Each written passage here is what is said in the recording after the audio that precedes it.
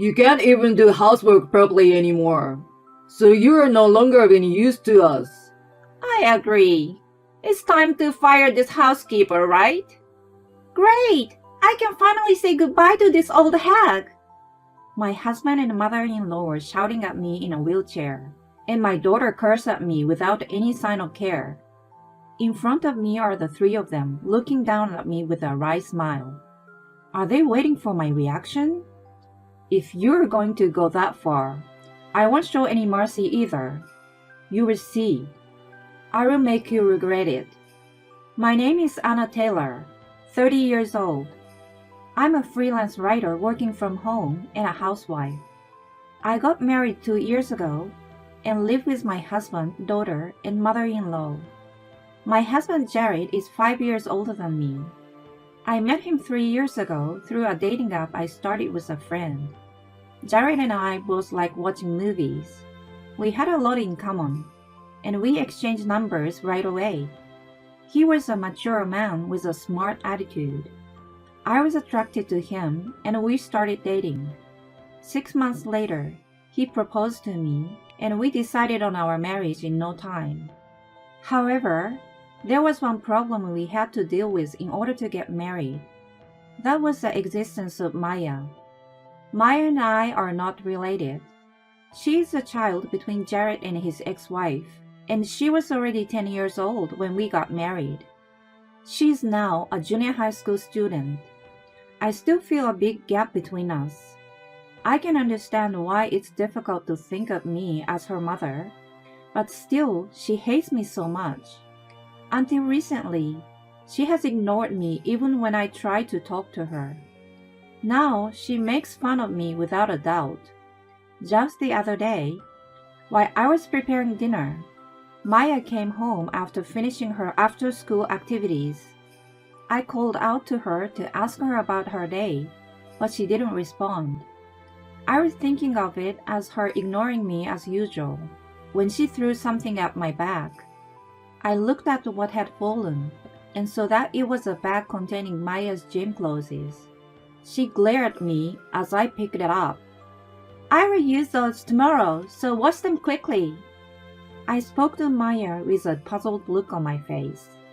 I'm pretty sure you had another set of gym clothes, right? Even if I wash them today, they won't be dry by tomorrow. Can you take the other set with you? Huh? Why are you telling me what to do? I said wash them. Even if I start washing it now, it won't dry by tomorrow. That's why. Shut up! I told you to do it, so shut up and do it. You're useless. If it's not ready by tomorrow morning, I will tell Dad and Grandma. Good luck with that. She ran up the stairs and went to her room. She would not take anything I said to her. I had no choice but to take her gym clothes to the laundromat. While I was putting them in the dryer, I was struck by an indescribable feeling of emptiness. I had married Jared knowing that she would never be attached to me, but I never imagined that I would suffer so much. Maya, when are you going to treat me normally? Even if I can't be your mother, I want to at least have a normal conversation with you. Well, I guess I shouldn't rush it. I have to work harder. Someday, we will understand each other. I told myself that, and Barry kept my spirits up. I was the one who decided to get married. I must not give up in the middle of the process. I spent every day with that thought in my mind. Actually, besides Maya, I have another problem. That is my mother-in-law. Like Maya, my mother-in-law also seems to be unhappy with me. She has disliked me since the beginning of our marriage. On this day, when I returned home from the laundromat, my mother-in-law was waiting for me at the entrance. Hey, Anna! Where the hell have you been? Where's the dinner? I'm sorry. The side dish is ready, so I will prepare the rest right away. Where have you been wandering around until this hour? You weren't out playing around, were you? No, I wasn't. Maya asked me to take her gym clothes to the laundromat. Well, are you trying to say that it was Maya's fault? You really like to blame others, don't you? I didn't mean it that way. Just get the food ready. Jared will be home soon. Maya is probably hungry too. Yes, ma'am. I will get it ready right away. Whenever my mother-in-law doesn't like something even a little bit, she blames me. She would blame me for anything like this. When I was a newlywed, this attitude made me feel sorry for myself. Compared to before, things are a little better now. However, the damage is still done. What hurt me the most was being compared to my husband's ex-wife. Her name was Michelle, apparently. My mother-in-law compares me to his ex-wife at every opportunity and made comments as if I were inferior. Michelle could have done it better. Michelle's cooking was delicious. She was a kind and caring wife. I wish Michelle would come back, etc. According to Jared, his ex-wife's affair led to their divorce. I know that my mother-in-law loves Jared very much, but why does she praise the ex-wife who caused the divorce so much? If someone hurt her beloved son, I would not be surprised if she disliked them. However, I don't have the luxury of worrying about such things. How will I get around in this house from now on? How will I deal with my mother-in-law and Maya? I have to think about these things carefully and act accordingly every day. It is very difficult and burdensome. Even so, I was determined to do my best for the sake of my beloved husband. I did not complain to my husband about my mother-in-law or daughter-in-law. I mainly asked him how we can get along with each other. On this day, I explained a series of events and asked him before going to bed, Jared, are you listening to me? Today I was scolded by your mother and Maya again. I'm listening. I always tell you not to worry about that. I've told you, just leave them alone since Maya is a teenager and my mom is just like that sometimes. That's not going to happen. We are going to live together from now on. How can we live together and get along?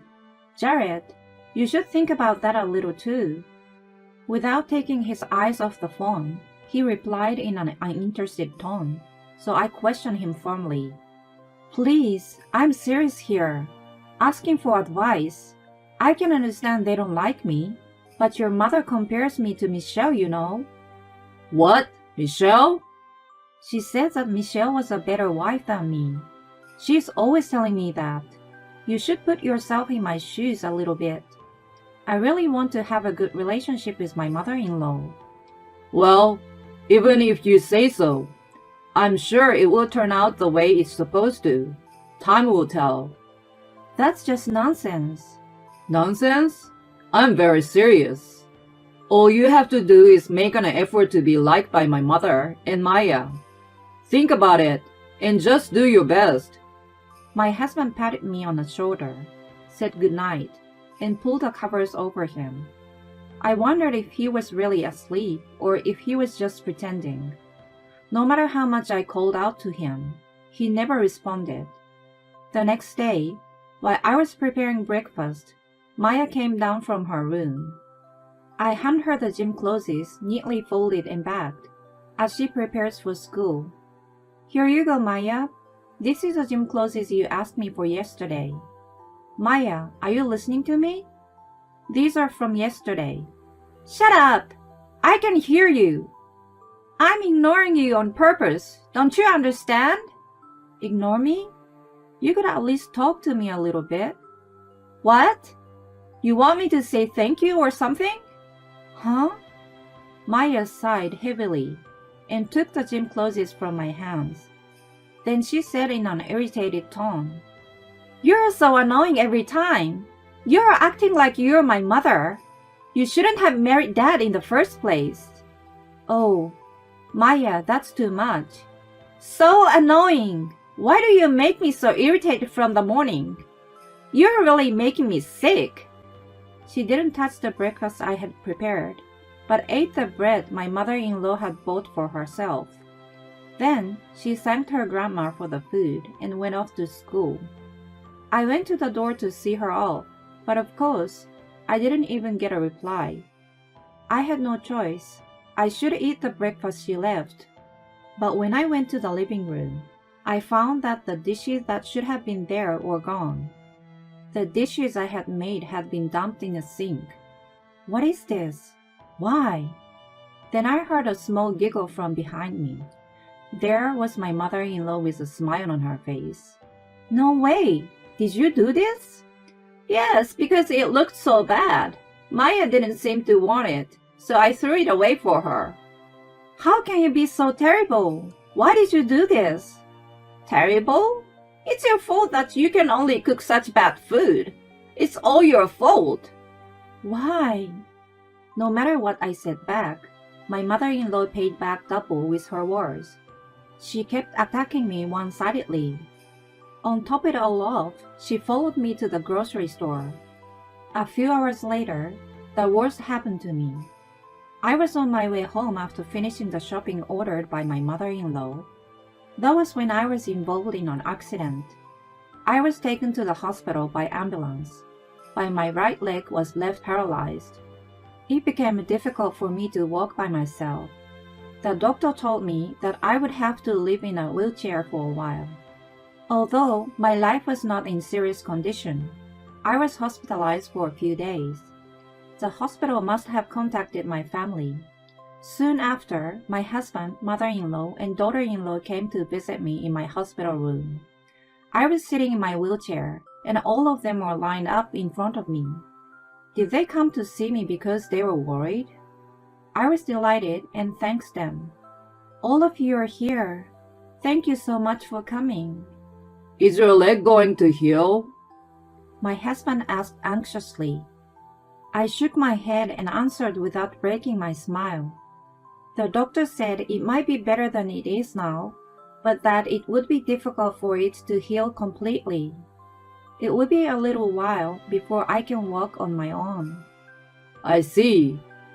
Then I guess I don't have a choice. A choice? Thank you for everything, Anna. What, Jared? My husband looks down at me and gives a nasty smile. I was puzzled, not understanding what he meant by thank you. My husband, perhaps sensing something, started talking. Well, it was a short time, but I'm glad I married you. You did the housework without complaining. You also gave us a lot of money to live on. What are you talking about? Their mood had clearly changed. The corners of their mouths are up, but I sensed something frightening. It was that kind of expression. When I shrank in front of them, my husband, mother-in-law, and Maya, in that order, opened their mouths. You can't even do housework properly anymore, so you're no longer of any use to us.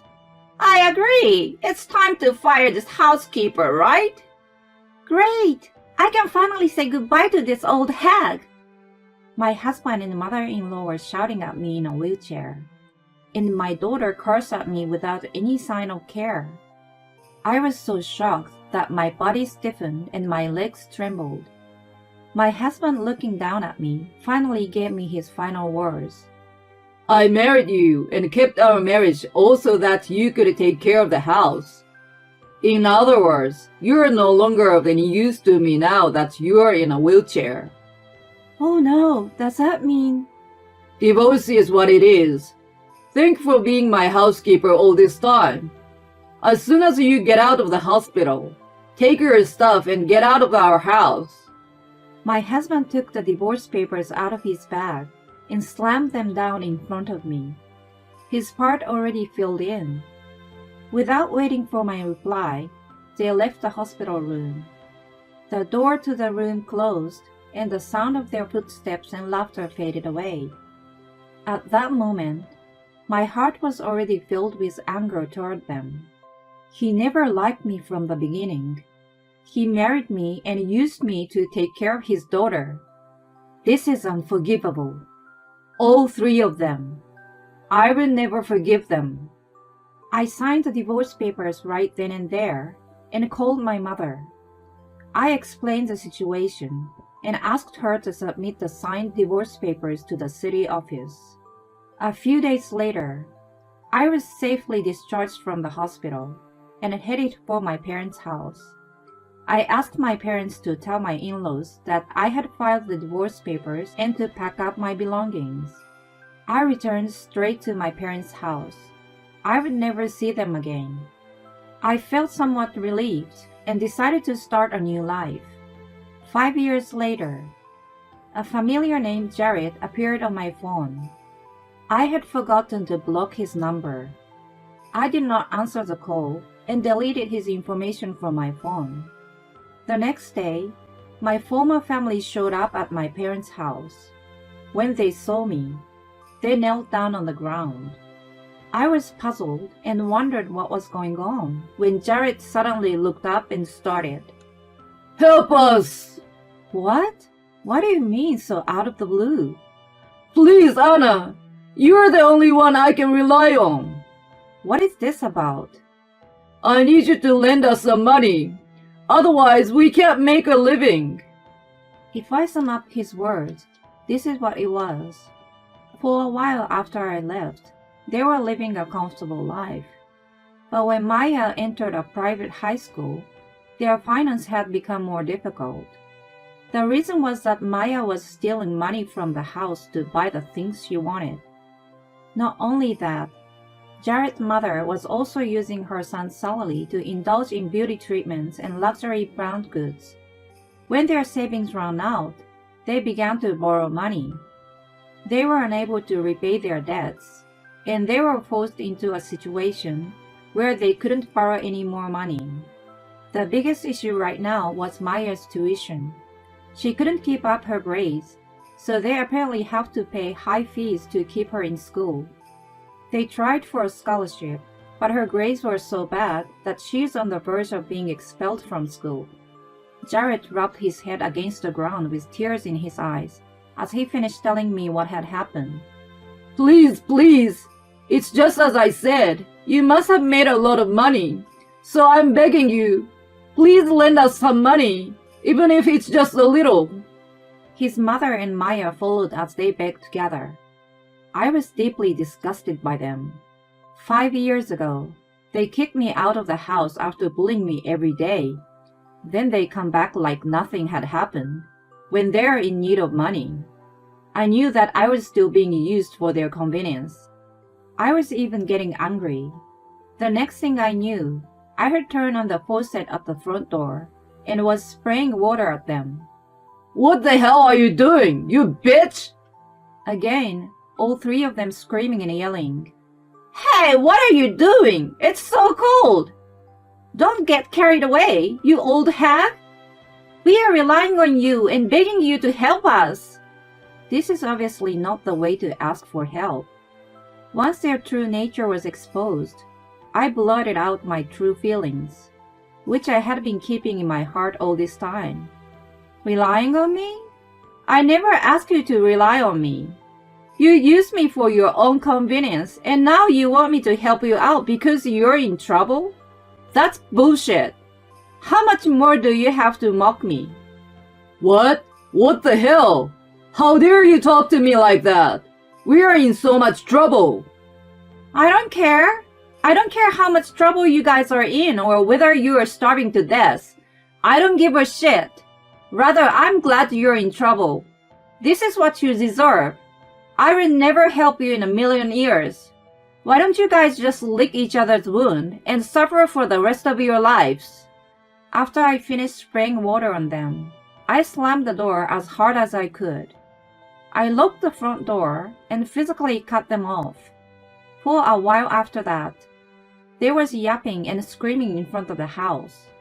A neighbor who couldn't stand to see them called the police. They were taken away by the police under the name of nuisance.